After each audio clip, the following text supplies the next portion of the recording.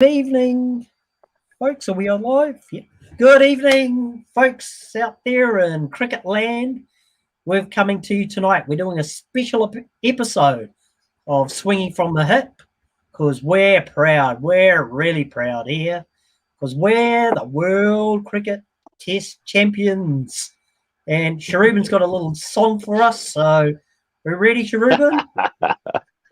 Just a one-liner. Yeah, Ready? yeah. I've been singing on the inside. I've been singing on the inside all week. Come on. We are the champions. Yeah. We are Yeah. the champions. We Hey, are the champions of the hello, Taz. world. Woo! Good evening, Taz. Good to see you can make it tonight. Yeah, it's good. Good to see you guys. How are you, Good, Taz? good. So how good is this feeling to say finally we've climbed to the peak of Mount Everest after so many attempts and say New Zealand is the champions of the world in Test cricket, not just any format, but the ultimate format. Well, as far as I'm concerned and us cricket purists are concerned. So, I guess for someone like me who's been around for a very, very, very long time, and as I put on my Facebook post, seen all the highs and lows, remembering back to when I was a teenager or younger, or having my little pocket transistor radio stuck under my pillow and listening to commentaries from all over the world, and you're just hoping New Zealand's going to do well and that. And, they're batting well for a little while, and the next thing, you got the big collapse. But we've come through, seen, I guess I'm currently in my lifetime, I go back to seeing players such as Bevan Congdon, Headley Howarth, Jeff Howard. Are you going that far? Hey, Matt, I'm old. I thought I've been around for a while. Martin Crowe, yeah, I know. I think he's going Jeff Crowe further than that, brother. Yeah, back further than that. Richard Collins and Gary True. Yeah, I think these are the guys who they had the. I think they beat England in their first ever win in New Zealand. I remember Richard Collins and Richard Hadley bowling. Well, I didn't see it. I heard about it because I wasn't around. Did you see it? Right. Yeah, watching on TV in black and white. That's it. Bowling to was it Boycott. Sir Richard Hadley and Richard Collins bowling to Jeffrey Boycott. That's it. And That's such. it. Yeah. I think it was our first ever Test win. I think that's quite poignant. Yeah, the Basin Reserve first Test win against England and New Zealand. First Test win would have been in 1950s. First Test win would have been in 1950s. Oh. Yeah. Or was it beating England? Maybe beating England. I don't know. Beating England. But I remember, New Zealand took 20 years to win their first Test match. So and they played, I think, their first Test match around 1933, 32. So. Oh, I see. Right, so 53 odd. All right. Yeah. So look, I've got to say, history. So I go back a fair while, as I say. So for me, it's the consistency that I just. Lately, I'd say even last 2 to 3 years, the consistency of the way we play our cricket, there's almost a brand now. When we bet big, we bowl, we're just, looking forward to getting their batters out quickly and then getting them out again. It's just a precision, and there were so many nice things, and one of the things that came out for me was in this last test we had 4 seamers, very similar to in the 80s how the West Indies would have, where it was just it was relentless. It came one after the other, and I've got to say the coverage was outstanding. The things that they could show you. I think one of them getting Pujara out, Wagner was swinging it a little bit. And then Bolt came in and swung it a lot more and might have got Pujara out, or it might have been the other way. I don't know, but they were showing the amount of swing and how. Yeah, I think that was right. So Wagner swung it a little bit, and Pujara was playing nice and straight, and then Bolt came on at the same end, and he swung it a little bit more. Pujara was playing at the same spot where he was playing Wagner, and it came back in a bit more and got him LB or something like that. You know, it was just at first innings, and I think it was just so many good things. You know, and one of my mates was saying about how, you know, when Southey dropped that catch in the second innings, usually that means that's it. It's all done. You know, we missed the opportunity, but nothing was going to stop us on this occasion, and someone else stepped up, and and I mean, you can't talk enough of Jameson. It's just been just unbelievable. I mean, I can't ever remember anyone coming into cricket and having such an impact. And he just continues to do so. You know, you almost think, oh, when he got smashed in the T20s, is that it? But then no, he's come back again, and he was astounding. I think, Taz, you put a Facebook post up, you know, and I think we all got in there, and you know, I mean, mate, he was just unbelievable. You know, when we needed someone to step up, who does it? Jemison does it. And oh, look, so proud. I've been telling mates, you know, we've got 2 kids, and I remember vividly when our first child was born, and we walked around feeling so proud of ourselves, and we weren't sure why. It was just because we were a father, and you just felt so happy. It's very similar. We're walking around at the moment, and we're all so proud, and you're not quite sure why am I so proud? And then you're going, oh, we're world test champions. You know, it's just I don't know. You just feel like you're floating, walking around, and I think that's what you're talking about, Aaron, before. You know, it just feels unbelievable. Like, I think the best one was after the test finished. I think most of us. Well, you went to sleep, Aaron, but but you did wake up. You did wake up to see the win. Quite a few of us. Yeah, quite a few of us stayed up pretty much the whole night. I might have had the lunchtime. I might have slept or something. And I'm relief teaching, and I should be really tired, but I'm just so happy. I'm not tired at all. You know what I mean? It's just, it was so hard to fathom what was going on with you, but just unbelievable. Oh, it is. It's just, you know, I mean, as I've said, one of my colleagues that I work with at work, gentleman named by Rex Badley, he's probably in his 80s or 90s. I joke with him, but he actually played with for Auckland all these years back, you know, with the Bob Cunises, and as I say, he's old, right? And you know, we just saying, I think people in New Zealand just don't realise the enormity of this. Oh, you know, no way. Yeah, in cricket terms, you know, for New Zealand, this is just, you know, it's huge.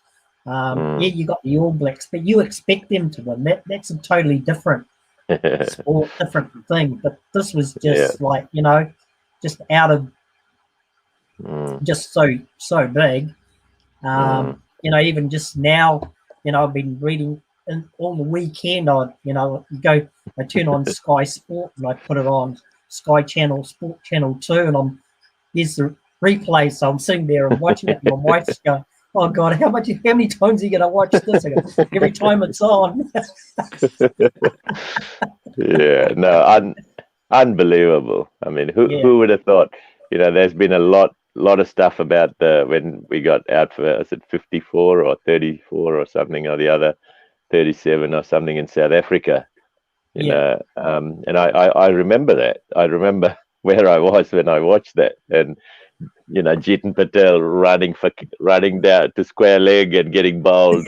You know, he almost let his stumps out because he was so scared. Or, you know, it was unbelievable. And from there to here, man, what a turnaround, and really is.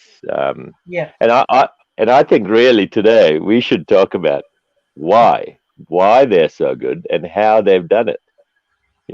And I've got a few ideas, but Taz, Yeah, we've been talking nonstop. We should bring. Yeah, so before you get on to sort of talking about why they're so good and that kind of thing, I can see how happy you guys are. But is there anything about this that this is the first time the World Test Championship has ever happened. So does that make it bigger because it's the first time, or does that mean that actually it still hasn't got the prestige yet because it's a brand new thing? It's not whereas in some tournaments take time to become kind of bigger and more important. Taz, where do you think this sits in there? Well, I guess if you look at how teams were planning and everything. So, for example, New Zealand rested a few players in the England second Test match, so you can see that how important it is. And with all the media and up-to-date things now, I could see if it was like a first Cricket World Cup, 50 overs World Cup, which was just over a small short period of time, done in England. It was just an English thing back in the day.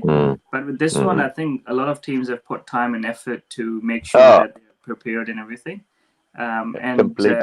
And it's not over a period of say a month or 2 months. It's over a period of 2 years. 2 years to be consistent. So I think it's a lot of teams have put I guess planning in place for the World Cup. For the Cricket World Championship. And from my perspective, I think what has worked really well for New Zealand is what they say in Pakistan is the batsmen win your games and the bowlers win your tournaments or the events. And for New Zealand to be so lucky that they've got 4 genuine bowlers, good bowlers in form. What else you want? And I think that was the difference. And Tez, let's not forget the people who are biting at their heels. The likes of Matt Henry and he is a quality performer. And I think AJ is just as good. They could have easily played. In hindsight, that and that was part of the charm for me. Was we were. I don't know about you two in particular. I'm pretty sure you would be the same as me. We were talking about teams. We were putting a playing 11 because it was so wide open. And it just depended on the conditions and how we were going to structure our attack. And for me, if AJ's played instead of Colin de Grandhomme, I don't know. Would that have been a better combination? I would say so.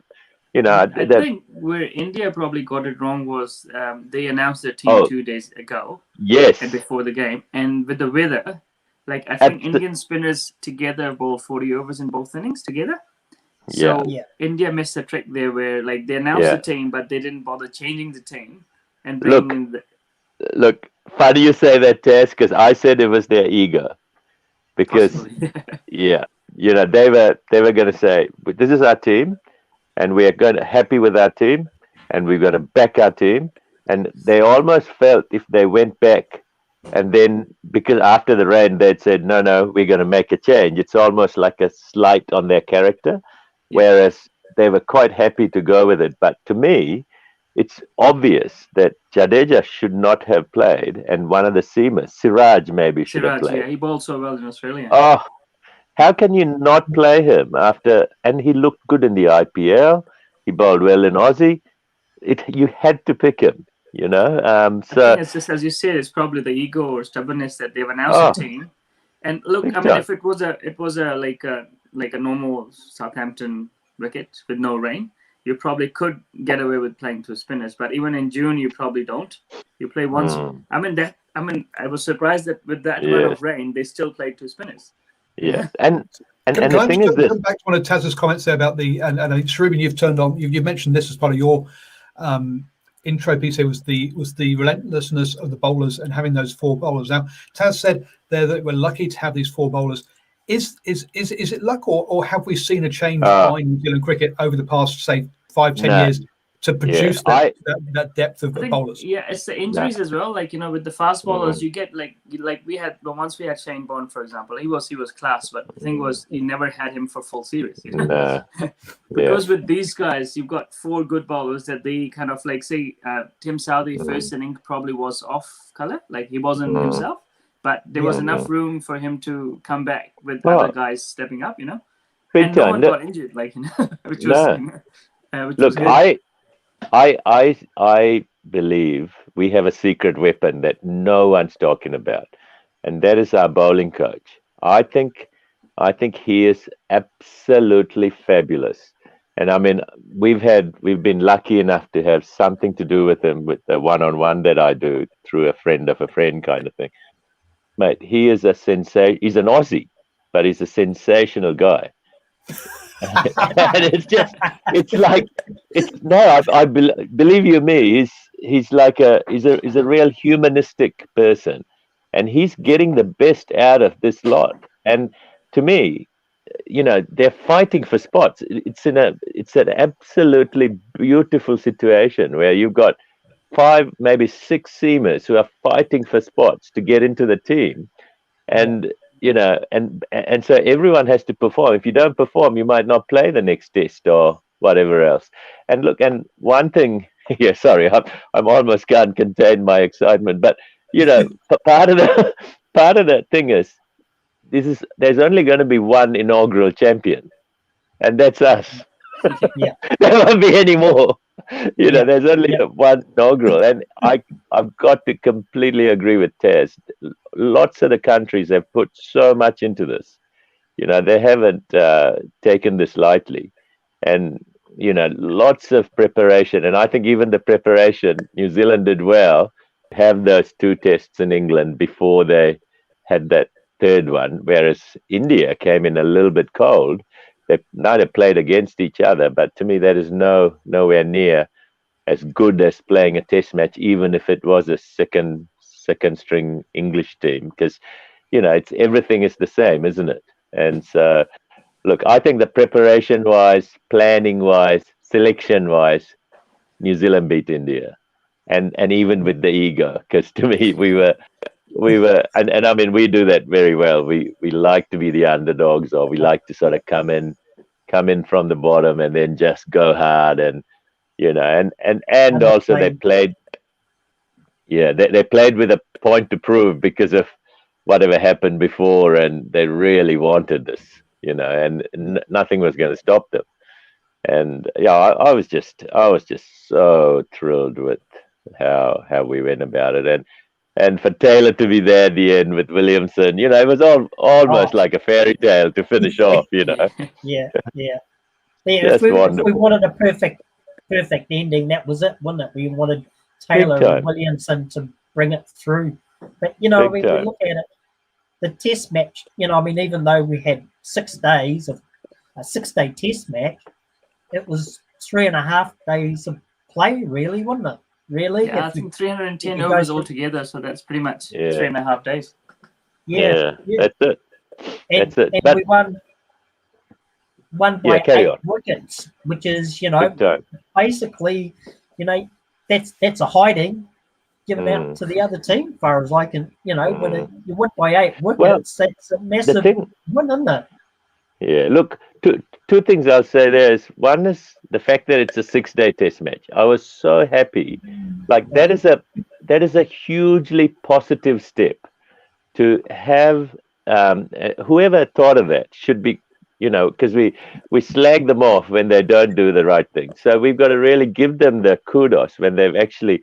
To me, that is a hugely positive step. And a final, make it 6 days. Just be technical here. It was a 5-day test with a spare day required if it rained, right? So it wasn't. No, but for me, it's basically a 6-day test ball, because it basically they're saying, because that's the issue in England, rain, whatever it is, you want to have as many days as possible. I think Paul was suggesting could be a timeless test. I actually think it could have been, because it's a final, you could have had something like that. That's one. The second thing is, the pitch was fabulous. It had pace and bounce in it. So it actually provided good cricket to be played. You know, so the groundsman again should be congratulated on what he produced, because it meant that, you know, at all times, good cricket was going to be rewarded. And then, for me, even with selection of Pujara, after the rain came in, for me, he was a 50-50 selection at best, because he likes to bat time. And if India wants to win it, him batting time is going to be counterproductive for them to win. So in the second innings, they were actually a little bit confused as to how to play it to win the game for them. You know, because they had to sort of go after it to have time to bowl New Zealand out. So, in my opinion, when the sixth day or the last day started, they should have just gone for the draw and not played a shot. Because whenever you're a batsman and you're confused as to how you should play it, that's when you get into trouble. Yeah. You know. So look, it was we had a WhatsApp group where my little brother and a few cricket nuts were in it, and God, there would be a comment every minute. There'd be about 5 comments or 6 comments, you know, and this was during the whole night of the last 2 days. You know, it was just magic, and we were predicting things to, you know, to happen, and it was happening, and it was, oh look, I mean, there were so many little things that came out of it, good things in my opinion. Yeah. But, okay, so you've brought up a couple of well, 3 points points there. So let's and we've kind of had touched on it a couple of times, but let's let's nail down then on let's focus on India for a little bit and nail down on that selection. So Shoruban, you think that not only should they have not played 2 spinners, but they also should not have played Pujara as well. You think that there were 2 players wrong in that 11, or more? Look, for me, first thing they should have done is not name the team in advance. They shouldn't have done that. Then, secondly, they should have waited, and as soon as it was rain on the first day, complete washout. So now it's a 5-day test at best. Then there was so much rain in the forecast. Pujara doesn't play, because how does he score runs? He's a stonewaller. He just, you know, he doesn't really go, you know, he's not proactive in scoring runs. He sort of lets the bowler come to him more. So he can't play, in my view. So two players short then, or 2 players wrong in their selection. I agree. Arun, is that your view? Yeah, look, like Shoruban, I was surprised when they named their team 2 days out from the test. I didn't know, you know, like say in other sports, you got to name your team within a certain time frame. I wasn't sure if there was some sort of rule or something that applied, but obviously there wasn't, because New Zealand came out and said we're not naming our 11 till That's right. play start. So yeah, definitely. Right. I think with the 2 spinners, definitely a wrong choice there. Mm-hmm. Because you felt Pujara, I'm not sure. You know, whether they just didn't execute the plan correctly, the batsmen around him, or you know, New Zealand the bowlers did well, worked out a plan to get him out, and executed it well. As they did against the other Indian batsmen. But yeah. So Taz, I'll leave that to the 2 experts in Shoruban and Taz. No, I'm treating you as an expert now. I'm taking over the hosting. Taz, Pujara in or out? What's your call? I would play Pujara. You would? The reason for that is because Gill and Rohit Sharma both are kind of, they would struggle with it, like especially with in-swing, like left armour bringing it in. Pujara a bit more tight and compact, and on the other hand is like even if it's a rainy day or if it's like overcast and something, Pujara can hold one in, and Rohit Sharma, Gill, they play their shots. Kohli usually, you know, plays his shots, and so does Rishabh Pant. And I think like apart from Pujara and Rehane, rest are like the guys who would score runs at a quick pace. So you probably would. I would, and anyways, just because both your openers are like Rohit Sharma hasn't done well outside India, So him playing against the Duke's ball in England on overcast conditions, probably, you know, I mean, he did well. I mean, he batted long. He did. Innings. Look, I think both openers looked really good, but you know, like, I mean, the way they were proactively coming down the track when the match started, I was so impressed, you know. But again, Taz, you know, for me, Mayank Agarwal, what's he done wrong to not get picked? You know, I just think the lack of logic behind their selections was quite massive. Gill's a great player. Like, this is a bit like, you know, my brother wanted Will Young in there instead of Ross Taylor. I said, no chance. You need. I mean, Will Young looked really good in the second test, yes, but he's young. He's not experienced, and things like the finals, you need experience. And for me, Mayank has put the runs on the board. Gill hasn't. You know, he's done well in Australia, yes, but completely different to. He's more of a back foot player, isn't he? Like, he looks like he's comfortable playing cut and pull, you know. Oh, the way he pulls is amazing. Where he drives is good, but if the ball's moving, I'm not so sure. Yeah. No, yeah, he's definitely more of a back foot player, and then someone who can just get through the line. Yeah, and I think his strategy, Taz, was to come down the track to try and negate his, you know, and he did that well, and then he got hit on the. He was trying to come down the pitch to bloody Jamieson and got hit on the, which was that was stupid, you know. So to me, that's inexperience. He's trying to still work his game out. Sorry, you don't do that in a final, you know. So there were massive issues and question marks. But yeah, I mean, it's funny. I just think, look, Rohit and Gill, they did well in the second test. The way Saudi got them was phenomenal. Yeah. You know, the way the commentators showed us how he got them. Yeah. It was fantastic. You know, I just almost couldn't. Like a hunting channel, cricket channel, the way they were like. Yeah, absolutely. The outie, and then you know, and then bloody Rohit leaves it. You know, it's just like it's like, I mean, you think of the stature of Rohit Sharma as a batter, and then for him to get duped like that was to me, that was amazing. But that's where, to me, pressure can get anyone.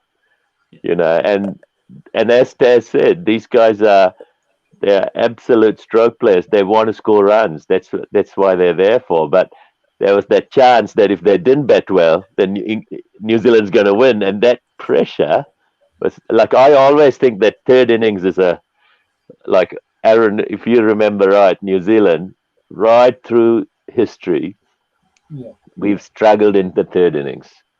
And, you know, when we have to set up the game, we actually just fall over. And then next minute, the opposition's actually got the game, you know, and that third innings is a classic case of you've got to actually be really assertive and dominant to actually be scoring runs in that third innings, you know. So let's talk about some captaincy then, because you say pressure on the Indian team. Did Kohli not lead his guys well to say how to bat and how to lead the team correctly that final day? And was the option to, when you talk about their pressure of the third innings, Shoruban, was the idea that New Zealand took to bowl in that when they won the toss, was that a good call by Williams?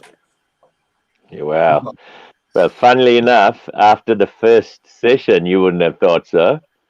But in the first innings, session, it's like, I was thinking, this is gone. This is history. Especially for me, how proactively the Indians played. I was so impressed.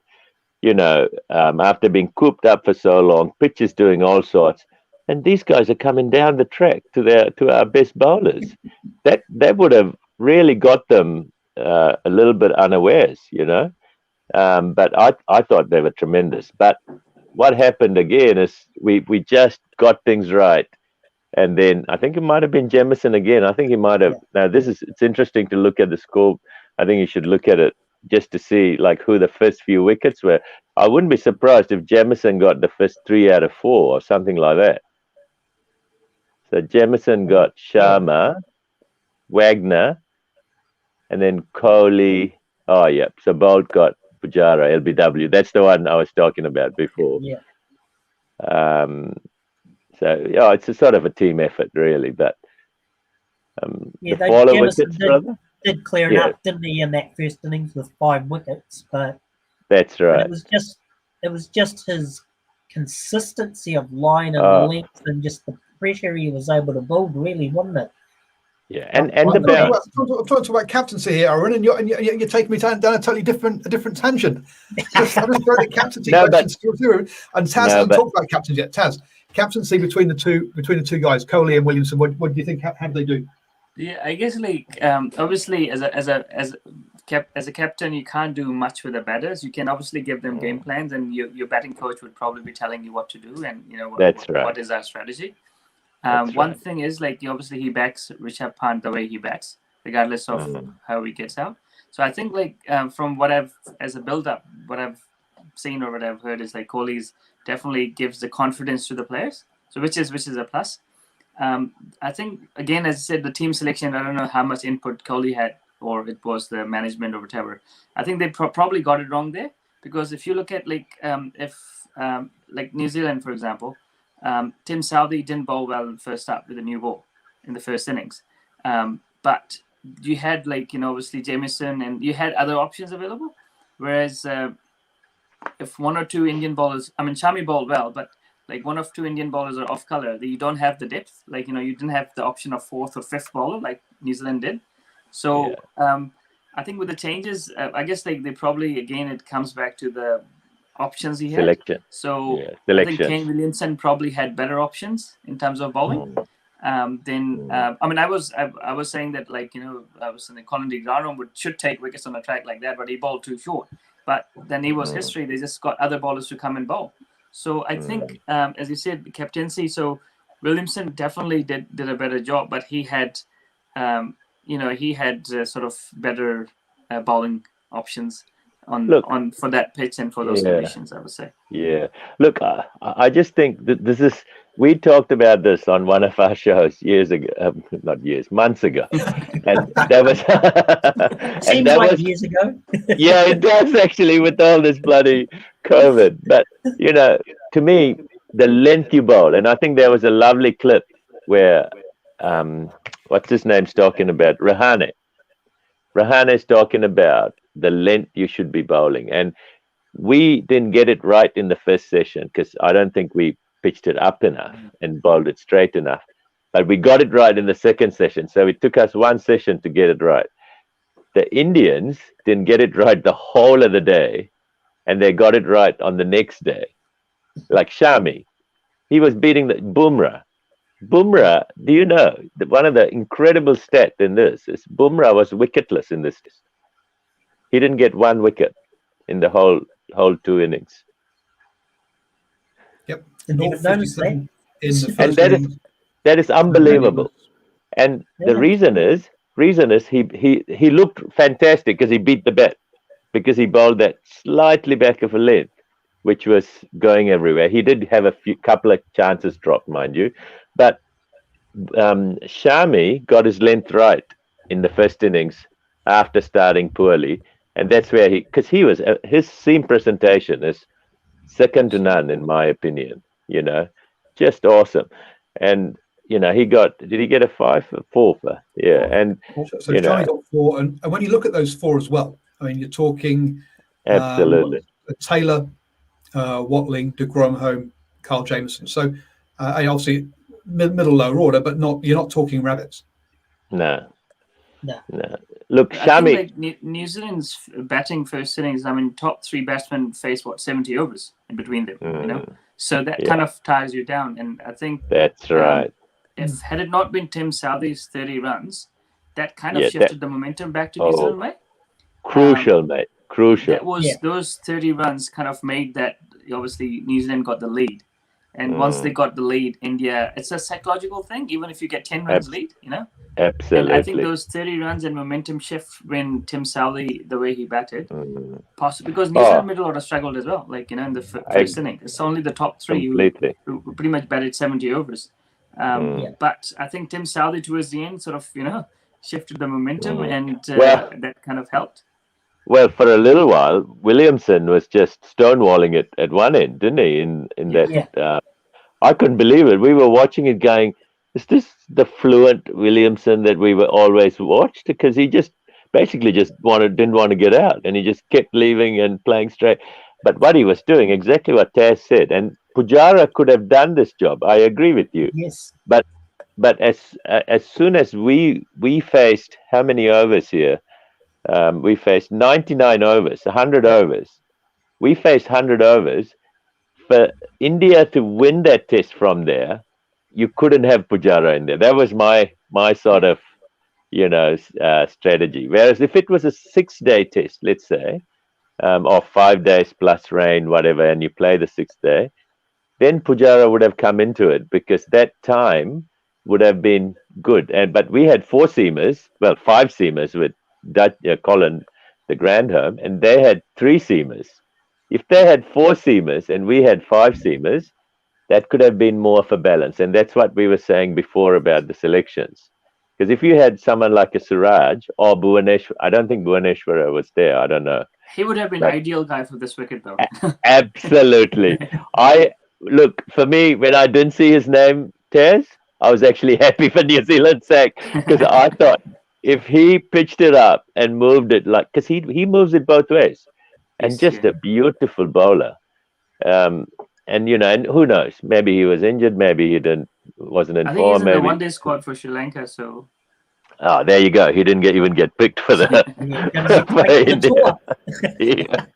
And this is the thing, and this is part of why cricket is so fascinating. I mean, we are looking at it from a completely, different point of view to how India looked at it. They didn't even, look at Bhuvaneshwar Kumar here, whereas we all think that he would have been great for them. Now, I want to go back to one of Arun's comments at the beginning here about this being an 8-wicket win, so a thrashing. If you look in the Indians' first innings, we've got we've got 4 people with single figures. New Zealand's first innings, again, another 4 or 3 and an 11 there. India's second innings, again, we've got 7, 13, 15, 16 and 8 there. Once you say it's 8 wickets, guys, you either got in or you didn't. You could easily lose 4 or 5 on the bounce. And I think it could easily have been like a 4-wicket win as opposed to an 8-wicket win with just a couple of overs. Really, this was it was one of those days or one of those pitches where if batsmen didn't, as you say, stonewall initially, get themselves in, they were going cheaply, weren't they? Oh, look, I mean, fine margins, mate. I'll just quickly tell you about my opinion. Look, Taylor should have been out. He was dropped when he was in the second innings. Williamson had a really close LB, which was turned down, and he was given out, mind you. It was given out, and it was just missing, which actually looked like it was hitting, but it just missed. And so, for me, there were situations. Imagine if those 2 were out. I think it would have been, the pressure would have got to us, and because then you've got Nichols and Watling, who doesn't look very good with the bat at the moment, and Colin de Grandhome. Are we going to get there? I'm not sure. So look, it was a thrashing because with 2 of our most experienced batters managed, 2 of our most successful batters, I've got to say, in tests, they managed to get us through. But it could have easily been another story. If those 2 chances were taken or converted, then, anything could have happened. Tess, what do you reckon? Yeah, with chasing 140, they still took 46 overs to get there, So that's right. It's not like it was. I was listening. I was watching in different interviews and stuff, and everyone said sort of a wicket where you never felt you're in. Doesn't matter you face 100 balls or you face 10 balls, and you'll see it's like there are not many ducks, people who actually got starts. Say Tom Latham faced 41 balls, so 41 balls generally, you face several overs, so you're in kind of, So I think it's sort of a track with the combination of weather kind of made it sort of and I personally think that if you look at 2 years of Test cricket, there are not that many tracks which were similar. No, like where completely. like sort of, they were challenging. So this track was challenging even on like day 6, through from day 1. So I guess it was a bit different, but that is what is the Test Championship was about. Like, you tested in all the conditions, and New Zealand obviously outplayed India. Again, I'm coming back to the same thing again, but India, why on earth they've played 2 spinners with all this weather forecast and everything? I don't know. No. A name that you threw out there, BJ Watling. You say didn't look particularly good. He didn't help himself that he dislocated a finger and kept on fielding. It was his final test. I guess just a few comments about the best ever New Zealand wicketkeeper in Test cricket. Mate, I think with BJ Watling, in my opinion, it's the fight, it's the personality, it's the demeanor, it's what he brings in terms of psychologically to the team. That's what he brought. He had 5 Test centuries, and I think the running joke in the team was if it wasn't a tough situation, he wasn't going to score runs. If it was an easy situation, he wasn't going to score runs because it wasn't, he didn't get his guard up. But if you think about this, like I remember every time we were up against it, he had a massive partnership with Williamson once, with McCallum another time, in Abu Dhabi once.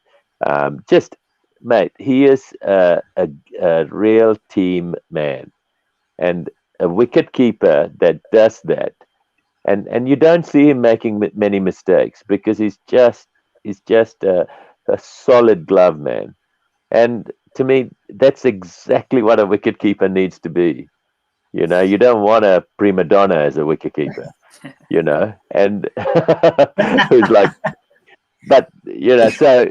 And for New Zealand, he just complemented everyone so well, and definitely New Zealand's best in my opinion, because the value he brought to New Zealand with his characteristics more than anything else was immense. We're going to miss him. There's no question. But Tom Blundell did actually wicket keep and I was a bit I wasn't too sure how that worked. I mean, maybe an injury replacement, I suppose, but Tom Blundell did keep at the end of the Indian innings, because I remember. He did come on. I was a bit surprised. I didn't think he was the 12th man, or I was just I thought Latham would have taken the gloves, or Conway. That's maybe. Right. Yes, Latham could have done it, or Conway. You're right. I don't know, Tez. I mean, I actually thought on our WhatsApp group, I was saying that maybe the Indians had said he can keep if he wants, which could happen. But some of the lads reckon that you could do it under something or the other. But look, there's some really good questions coming up. I've had a look, Paul. Maybe we should try and answer some of those. What do you reckon? Because Watling in his age group, because he was in the Northern District setup, so I was working for Northern Cricket, so we played against Hamilton, and he was actually I never thought that he was a keeper, because he wasn't a keeper. I think either he was always an age group keeper, but he was doing it on the side, but he wasn't keeping for ND until quite late. And then all of a sudden he was keeping for New Zealand. I was quite surprised at how fast that transition was. Tez, he played for New Zealand initially as an opening batsman, he didn't do that well, and then he went away. And I remember he worked on his keeping, and then he came back as a keeper batsman, that actually took the pressure off his batting, because that wasn't a skill he was picked for, and he flourished. So it's very interesting, and it might have been John Wright. I don't know. And John Wright, I really like John Wright because he picks people on character and on personality and persona and all those. Hard to, you can't measure those things in quantitative terms. it's a qualitative measure more I'll than. tell you a very short story while he was coach. Yes, please. Because he was coaching India before, so like how it works is like someone gets injured, you get a replacement. So there was a squad announced for another tour, and someone got injured, and they had some players who were in the white ball format, and they ended up playing that guy a test match because logistically it wasn't like financially or logistically you can say it was too much for New Zealand cricket, so they kind of played another guy who wasn't in the squad a test match because they couldn't bring another player and send this guy back and bring this guy back for the. When was this, Tess? It was 2013. Okay. Yeah. So on a tour. He struggled on those sort of things with financially. I think with New Zealand cricket, where they kind of when he was coaching India, he didn't have to worry about those little things. Oh no, not at all. Yeah, for sure. No, but look, he did very well. John Wright did really well. He did. Yeah. I'm not sure if you ever read his autobiography about coaching the Indian team and that. It's just a fascinating read, isn't it? It's unreal. It's unreal. He never thought he was going to get the job to start with. And he had and basically Lakshman and Dravid saved him pretty much because he was going to be sacked otherwise. And that was an amazing test. And this is the charm of cricket. You just never know what can happen, and that's where you get that. Get those incredible things. I don't know if you can see those questions, Arun, but I think it's good. I mean, that's from Nocturnal Rights just commenting there that New Zealand have been pretty good. Lucky with their keepers. Obviously we had one Baz McCullum who was a keeper. I think before Watling in the Test, and then obviously we've had Watling. We've got Latham who's there, Blundell, and that. Look, Smithy. I think Adam Smithy, you go back a lot of test matches. Yeah, Perori, you go back, to one commentator, one large commentator. Mr. Stockley. Well, he was a pretty good keeper himself. Very good. Look, the thing is, Ian Smith is one of those keepers. I think for some reason it's Ian Smith's a keeper that was a keeper. Then I think he scored 100, and I remember that at Eden Park, 180, and I think he might have scored about 120 of them on the leg side behind square. But but Smithy was predominantly a keeper. But after him, it was people who could bat that had to be keepers after Gilchrist and so on. And to me, Perori, in my opinion, he's completely on the other end of the spectrum to Watling, where Watling's really humble, and I don't want to say too much about Perori, but and that's where it didn't quite work in terms of and Perori, for the talent he had as a batsman, he didn't realize it at international level.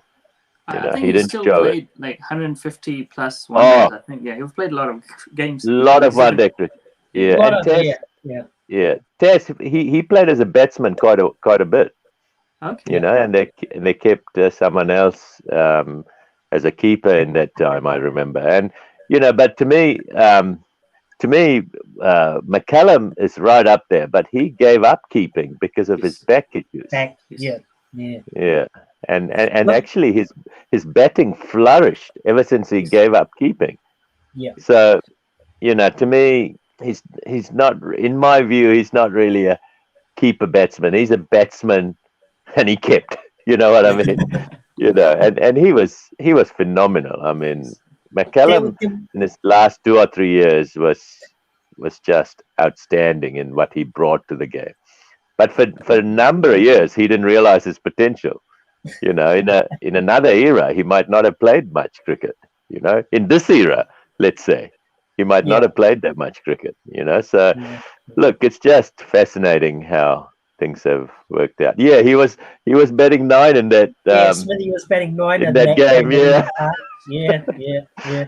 I remember just talking about keepers, I mean, going back as I can do, back to the 70s, we had a keeper left, and he batted left-handed, Ken Wadsworth.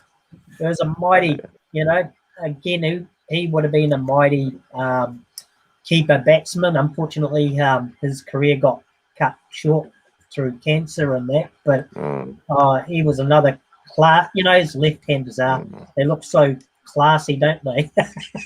Yeah. Look, it'd be a interesting to say. He was I do remember his name. I think he might have scored 100. Did he score 100 or so? Because there were two. Yeah, he was quite a good player. 100 against the Aussies. That's right. In Christchurch. Yeah, I think he was a right hand. I think he was a right hander, Aaron. Yeah, I think he was a. My bad. Yeah. Yeah, but it's all good. Good player though. Good player, but didn't play that much. Didn't play that many tests. No. As I said, unfortunately, his career. Bringing it back to Test cricket in modern day. The Nocturnal Right says, look, Test cricket is the best form of the game, but strangely, it's the form that loses money. Hence, New Zealand cricket does not chase 3 Test series too often. Pitchy, really. Do you think a legacy of this win could be an increase in the profile of Test cricket? Could we see 3 Test series more often? Do you think it will get better crowds now? Yeah, look, it was. Yeah, carry on.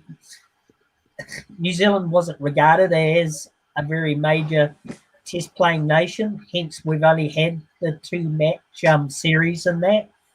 Especially against the major sides, the Aussies, Indias, England, they don't really, and that's been one of the bugbears, I guess, of this the way they organise Test cricket with these future tours and that is the so-called minor minnows, such as the Sri Lankas, New Zealand, Pakistan, and that have been demoted down the order to playing 2 series Test matches, 3, whereas the big guys like Aussie, England, India are playing 4 or 5 day, 5-game Test matches. But hopefully, with this success, that Arun, should change a little bit. I just cut you short because we are now one of the big guns, brother. We are. Absolutely, we are now, aren't we? I think that exactly. The two Test match series is, I think, it's more to do with the sponsorships and stuff. And unfortunately, it's hard, for New Zealand.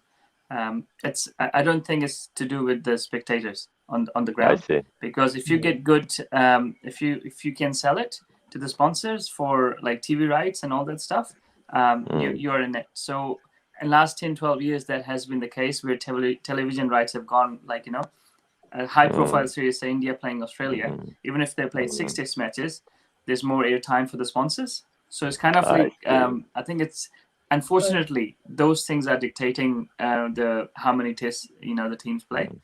But and New Zealand Cricket Board probably doesn't have as much money as some of the other cricket boards have that they can sort of fund it. So for sure, but the feeling I get is that people all over the world want to see New Zealand play now.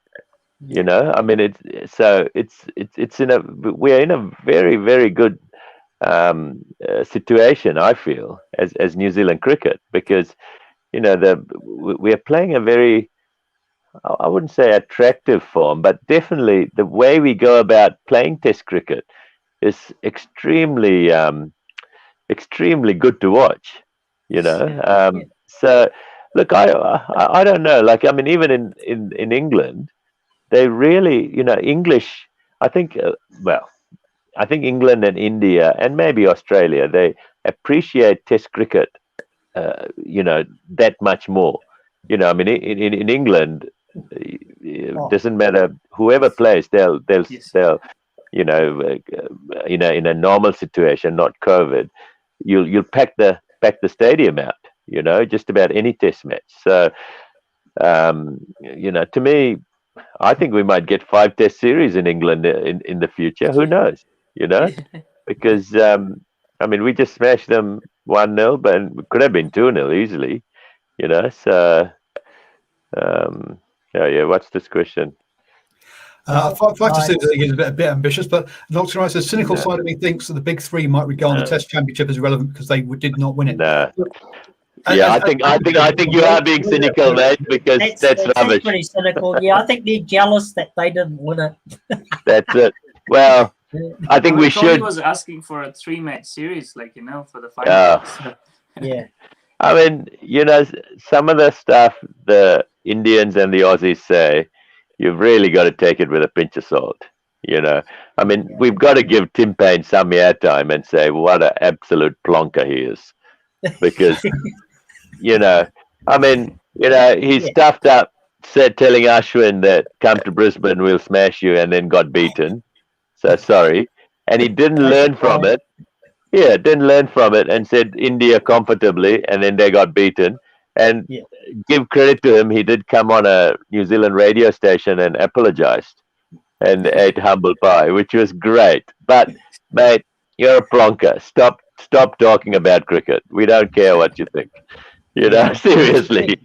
Maybe he's looking for an IPL contract and trying to just butter up the Indians. You've got to say, I think Shoruban, you've mentioned the commentary team during the Test match. Oh, they were, fabulous. Phenomenal. They were and all the comments and that we've read about since the Test match and that from the likes of the Hussains, the Athertons, and all those guys, just been so complimentary towards, New Zealand and the way they play the game and the way they play Test match and that, like you're saying, just that, and that's what they wanted, is say we how New Zealand have formulated playing Tests against comparing it against the English or whatever, you're saying, look, we've got it right. They just haven't got the right mouse on how to play Test cricket at the moment. Look, I mean, it's intriguing. You could look at so many things. For me, I love listening to Sangakkara. Every time he opens his mouth, it's just pure. You just get so much. I think Ian Bishop was saying it himself. That whenever he commentates and Sangakkara is commentating, he feels like he's a kid in a candy store. Because Sanga's just giving so much of his wisdom, and it's just they think about the game at a different level. And I mean, I just thoroughly enjoyed it. I'm so glad I'm doing relief teaching where I can watch most of this bloody cricket,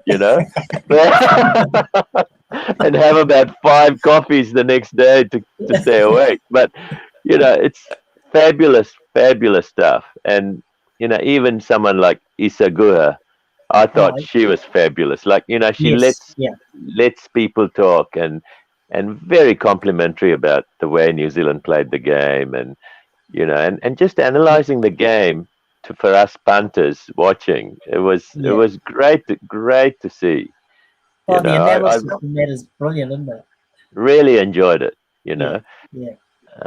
Can I also say, I'll just tell you one more thing, because to me, in the second innings, and this came up in our WhatsApp group, because I thought we have 2 left-handers as openers, and Shami and all that is good, but I would have opened the bowling with Ashwin and Ishant Sharma for the 2 lefties, because Ashwin did not bowl enough overs in my view. He's a class spinner, and he got both those guys out. He hardly bowled in the first innings, and he is a master spinner. I mean, I think any conditions you could play him because he's that good.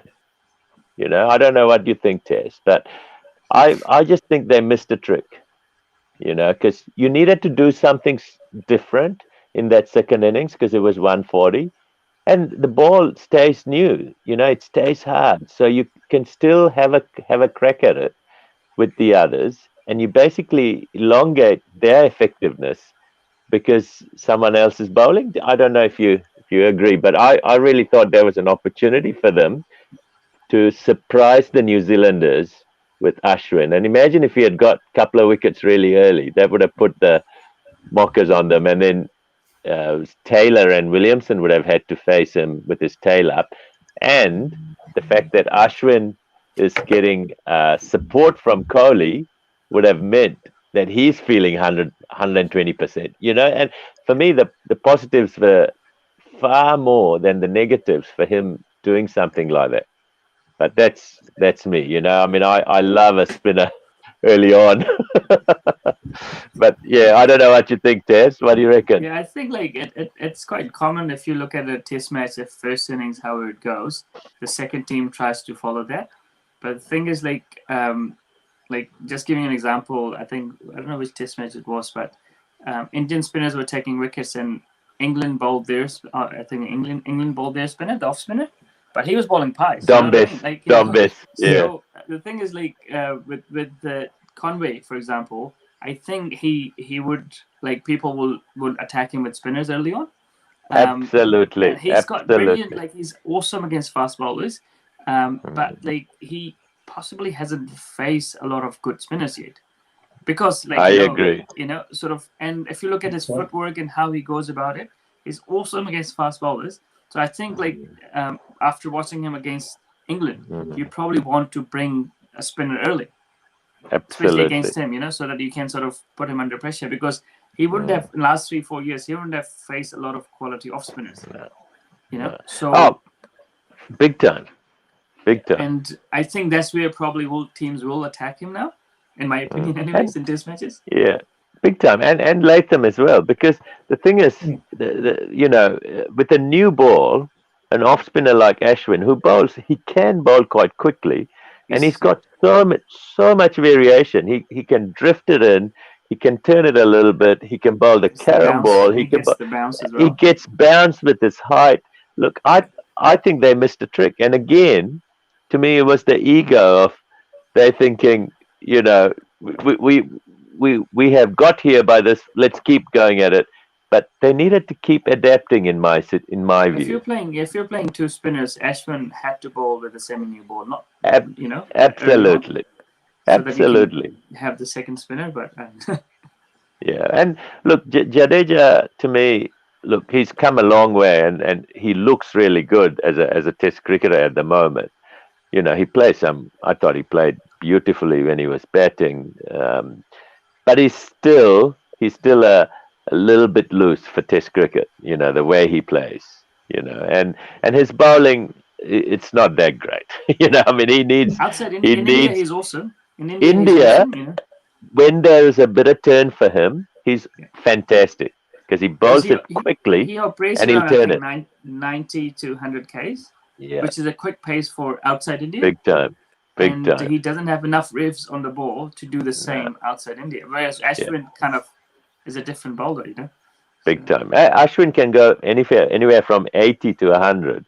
Yes. And did you see? And again, you talk about, instances or things that could have changed it. Taylor hit him over the top, and then Ashwin slowed it out, and he beat the bat through bat and pad, and it just missed the stumps by this much because it bounced too much. Yeah, over the stumps. Imagine if that had hit. And this is where it's the beauty of cricket. You don't, if that had hit, maybe we might have lost the test. Who knows? And that's just the beautiful thing about cricket. You've just got to be so precise that you actually hit the stumps, not bloody miss it by a little bit. But look, it was just fantastic. I mean, I think it. Test cricket's alive and well, and the Test Championship has, for me, done a really good job. And again, kudos to the ICC or whoever else it was that brought this on, because I think now it's, I don't know the future Test program or whatever, all that, but for me, it's made Test cricket. People are talking about it. Everyone's talking about it now.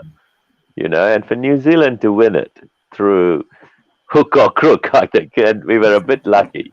We were definitely a bit lucky in terms of who we played, where we played them in the final. Australia didn't get in because of their slow over rates. That was another, big plus for us. And, it's great. And look forward to the next 2 years. Till we get to the next Test Championship. Yeah. Well, just talking about that next series championship. Obviously after the series, and even I think it was even during the Test match while it was being played, there was a suggestion that it needs to be played out. You need to have a 3-match series to decide the winner, not a one-off. What do you reckon? You go, Tess. Look, it's like when you're sitting in an exam, right? You just want to, you're sitting in an exam and you saw, I need 3 goals, because you need to remember everything. You need to do your best, Oh, beautiful. I love it. I love the analogy. Yeah. Look, this is how I see it anyways, no, look. It matters on the day on that sort of. If it was one of, I don't think ICC can schedule a 3-match series because of all that things happening. So I think it was everyone knew it was one Test match. So look, it's sour grapes for me, and I thought Ravi Shastri and Virat Kohli mentioned the 3 Test match series to take the pressure off their players when they were playing the 1 Test. It didn't work, unfortunately, for them. And to me, obviously, ideally, it's better than 1 Test because it's a better indication of who's a better team. However, as exactly what Taz said, with COVID, with all these things that went on, you couldn't possibly have a 3 Test match series over there. Oh, maybe you could have. Who knows? But end of the day, it's 1 Test. That's the rules. Whoever wins is the Test champion, and be done with it. That's how life is. It's at the end of the day, isn't it? It's a final, and it's a Test. So it's the pressures are there. It's about who can come through all those pressures in that one-off game. That's right. You look absolutely. At any sport. You have. Otherwise, you can just have the finals. There's 1 game. Otherwise, you can have the winner whoever got accumulated most points in the Well, so that's probably the other way of doing it. But if you do the final, then it's I think the only controversial bit was, and I'm not sure how much you guys followed it, but it was the percentage came into it because of all the missed series. So the percentage, winning percentage, was the reason that you got into the final. And I think because in terms of number of Test wins, England had more Test wins than New Zealand, but the percentage of how we, games we played, we had a better percentage than England. So people like Stuart Broad complained about things like that. But look, I think it's great for cricket. The fact that we had a Test championship and the fact that we had a final, which we've never had ever before, a Test championship final. And, to me, the pressures were completely different.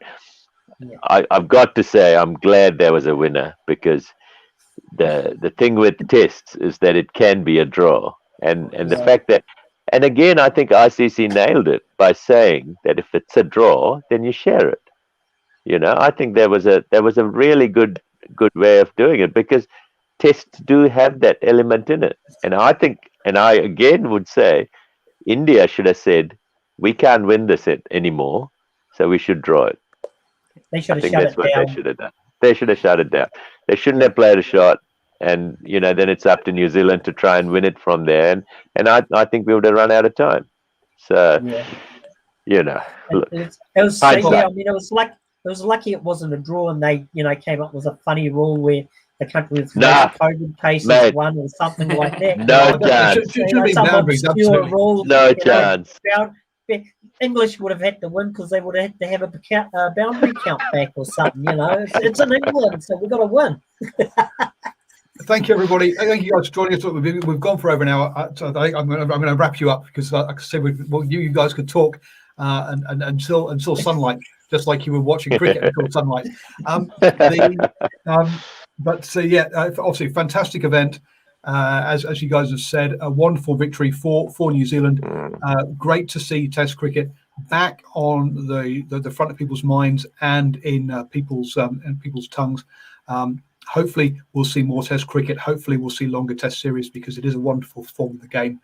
And Taz, Shoruban, Arun, thank you so much for coming on. Just one pleasure. thing before you cut us off, Paul. Yep. There should have been a ticker tape parade down Queen Street for them. Yeah, I agree.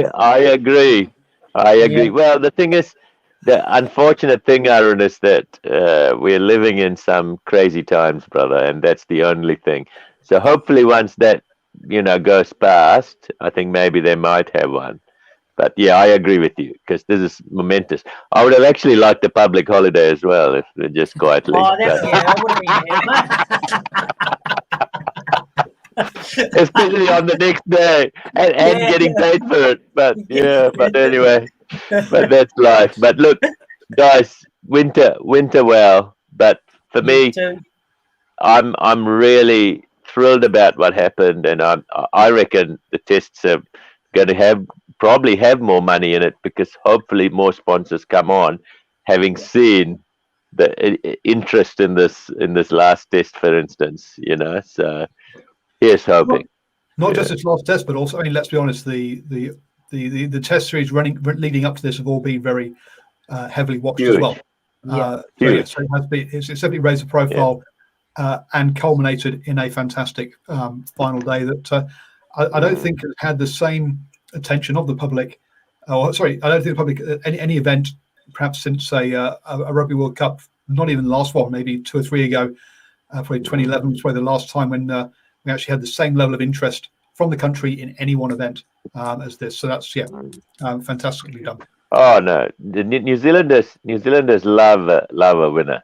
I'll tell you that, and